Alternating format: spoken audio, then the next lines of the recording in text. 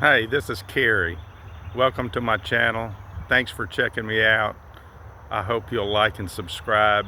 If you find anything interesting or relevant to your situation, I want to talk just a little bit about financial planning, retirement. Tough subjects, yep, but the better part of that thought process is if you start early enough, it's easy because you've got all those years. So start earlier than waiting till you're 40 or 50. Get started. And if you haven't started, start now. You got to start somewhere.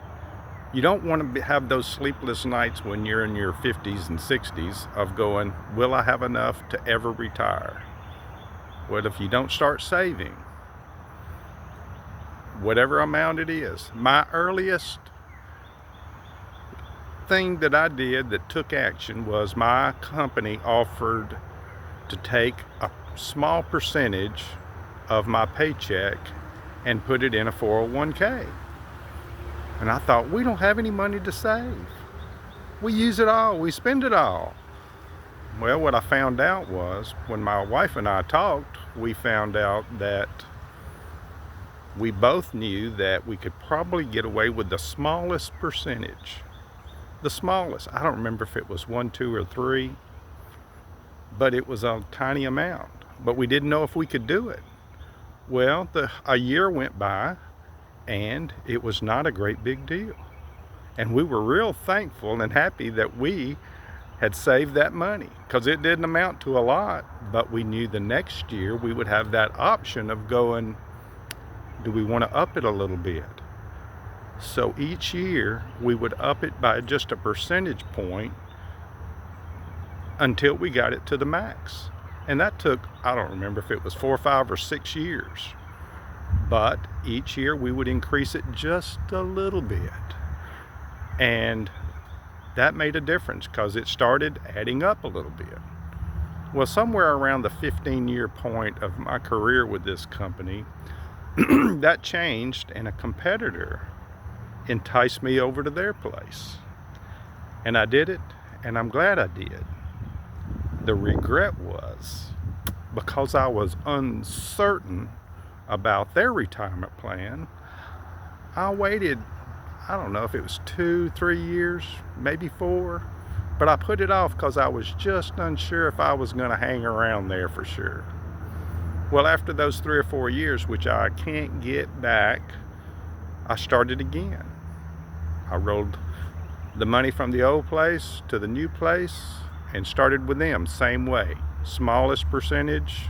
And as each year went by and we found out that we could live on less than the total amount, we would increase that percentage up until it became the maximum amount.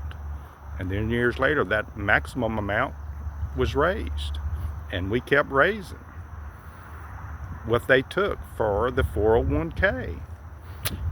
Now, there's other things that went involved with that I did not take advantage of. So as I got closer and closer to retirement, and I'm not yet, and I'm not a financial planner, I'm just giving you 2 or 3 ideas of what I wish I would have done different. But the key is start early and start with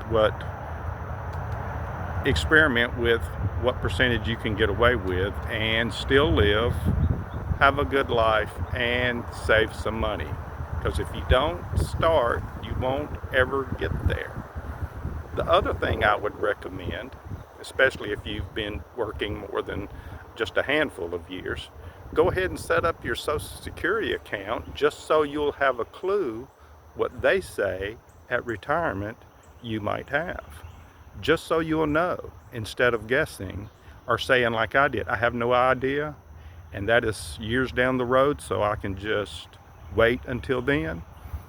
Not a big regret, but at the same time, if I'd have known 10 or 12 years ago, instead of waiting until I was within 1 or 2 or 3 years of retiring, and I'm not retired, I'm semi. I get to work part-time at my job and keep going. Keep working and keep saving. So find out that bit of information. And if you don't know where to start in terms of what it takes to live, add up everything you spend in the course of a month.